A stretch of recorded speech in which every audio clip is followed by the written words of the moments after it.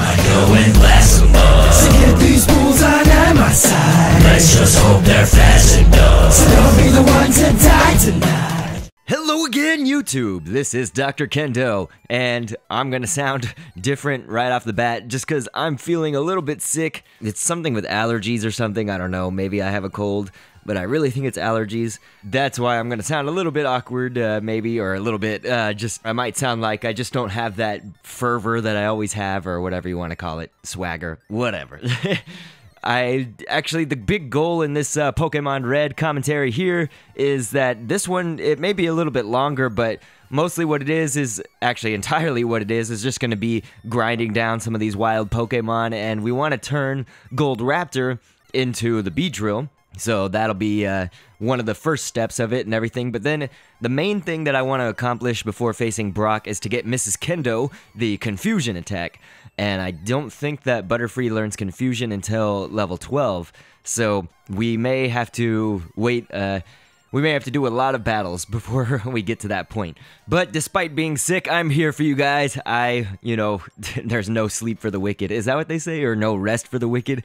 Nah, I'm not the wicked. I'm here for y'all, though. I want to get you some good content, and I don't want my YouTube channel to fall by the wayside or anything. We've been hard at work on birthday raps and such and everything, so I'm glad that I can kind of get to a Pokemon commentary to vary things up a little bit. There are going to be plenty of birthday raps coming up in October, so this will be a nice change of pace before starting those. But anyway, we actually can go ahead and just start off with the question, because most of what you're going to see here is kind of just the monotonous grinding and everything while we try to level up those Pokemon that I was talking about before.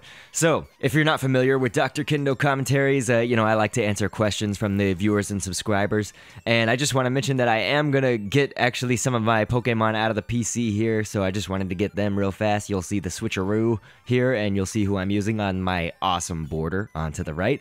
So, anyway, the question that we have comes from Chipsta2008, and this is the same Chipsta that the Nidoran male is named after. But anyway, Chipsta asks, how are Pokeballs made, / what are they made of? And then he also says, what is the backstory of Professor Oak? And he added to that, he said, I don't know if one exists. If not, you want to make one up? And so, those are some really great questions. I really like questions like these. They, kind of throw an unconventional twist into things, and it's fun, It's not like, there's certainly a place for questions that are like, what is your favorite something? But these are kind of like, they're real thinkers, and you gotta come up with some creative answers and stuff, and they're, again, unconventional, so I like that about them. But anyway, let's start off with the Pokeballs. He was asking how Pokeballs are made. Supposedly it was said in the Japanese version of the cartoon, it was somehow mentioned in, the first episode that Pokeballs are made of Pokeblocks and a few other ingredients, and then they're put into a freezer to become solid. Now, that's on the Japanese version of the cartoon because, I'm obviously hella familiar with the American versions of the cartoons, as I've been rewatching them, actually, since I've been doing this Pokemon commentary series. But the differing verdict here through research shows that Pokeballs are actually made from apricorns. But modern Pokeballs are now constructed by corporations like Devon and Sylph, from the further generations down. That wasn't so much in G1, but it was in some of the other Pokemon games. But, if we took a scientific approach to this answer, it might suggest that, and have some belief when I say this too, that if Pokemon are made up of energy, a Pokeball's capturing mechanism must be able to manipulate that energy and then store it within the ball. With some sort of nanotechnology, etc., you press the button on the Pokeball, making it expand, which is verification that your Pokeball is working, and then the nanos get charged up, and then eject a Pokemon from the ball. Or if you're catching a wild Pokemon, the nanos will lock on and send out a nano beam or energy wave or something to manipulate and capture the energy of a wild Pokemon.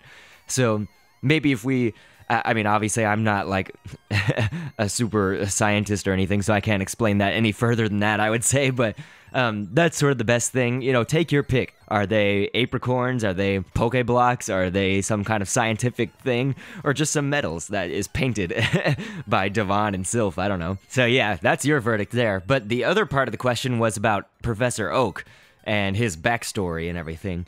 So I'm going to go ahead and tell you a little story just about Oak. you know that there is a kid in every PE or gym class who gets picked on. And not only are they picked last for any sports drafting or whatever, but they are also getting stuff thrown at them or get made fun of for just being shrimpy or what have you. Well, Professor Oak was that child. And when he noticed that people were generally cruel to him in school, he went on to do his own independent research, which he was initially mocked for as well. He became a psychologist who would then actually be helping the villainous adult versions of those kids who would torment him in his gym classes and such. Later on down the line, the pressure was too much for him, and he got into a very depressed state and hard lifestyle. The life of drugs, parties, sleepless nights, whatever, it all took its toll on the old man, and just if we skip forward a little bit, he decided that it was time to turn his life around, because he could see the path that he was going on, and he wanted to shift gears a little bit. And so, once he realized he could apply his studies to Pokémon, well, the rest is history. Actually, that story is that's just something I made up. The backstory is hinted at here and there for, like, as far as the real backstory to Oak and everything. But when I was talking about the kid in gym class and stuff like that, that was actually my own story. I often had people, like, they would, like, wad up pieces of paper and throw them at me or, like, kick the balls at my head and stuff, like the basketballs and the soccer balls and stuff. And so it was pretty awful because, you know, I'm a skinny guy, and so they would just make fun of me, and gym class is kind of a place where that gets, like, for some reason that gets accelerated and pointed out, you know, a lot easier to jackasses and people like that. So the other part of that story, though, that was not mine. You know, I'm certainly not a psychologist, and I didn't go into some depressed lifestyle where I went on drugs and parties and sleepless nights. But anyway, if we want to go with the more realistic to Pokemon answer, it's actually, you know, Professor Elm has said that Oak studies Pokemon and human relationships as his profession. Before all of that, Oak was actually very good friends with Agatha, who you probably know from the Elite Four. She uses the ghosts and all that stuff. And they were some top Pokemon trainers until Oak got interested in research over battling. And I think that Agatha would scrutinize him for that and stuff. So there is actually a little bit of truth to maybe that he was made fun of by somebody, but that was more just between him and Agatha. I actually wonder if they ever had, like, you know, an attraction or something. And you always see Oak hanging out with Ash's mom, you know, in the cartoon. And obviously he's gonna be, I don't know how much older than her, but he's definitely older than she is, we're gonna assume. And so I'm wondering actually if something's going on there, you know, if maybe Ash's mom likes older men or something. But as you can probably see, we got the Gold Raptor to evolve into Beedrill here. So now we've got the Gold Raptor evolved, which was task number 1. I want to, of course, keep on battling, especially here in the Viridian Forest, my place of choice at this stage in the game, because we want to get Butterfree Confusion, and that, again, I think it's at level 12, but I'm not positive, so we're just going to have to keep on kind of battling and seeing what happens until Butterfree learns Confusion. It may actually have to happen in the next episode if it is level 12, just because I don't want y'all to have to sit and watch all of this monotony for the whole time and everything.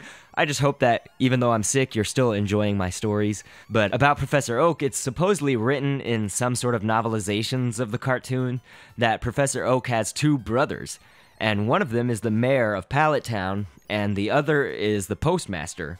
So I'm sure, you know, people could probably do some further research, or if you guys know more about Professor Oak, or Pokeballs, actually, for that matter, than I do, go ahead and throw your input in here and everything. I like this to be a dialogue rather than just me being the only one that gives input on the questions asked. So anytime that I am asked a question by my subscribers and I link to it, that's also a question for you guys. So please definitely share your input. So until I start to feel a little bit better, things on the YouTube channel could slow down a little bit. It's just hard to kind of sit down and do something that takes, I guess, long periods of time to finish up.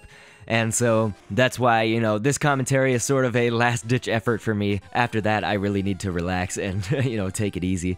As you could probably tell in my voice and my nose, the nasal congestion and everything, I hope it's not annoying to listen to.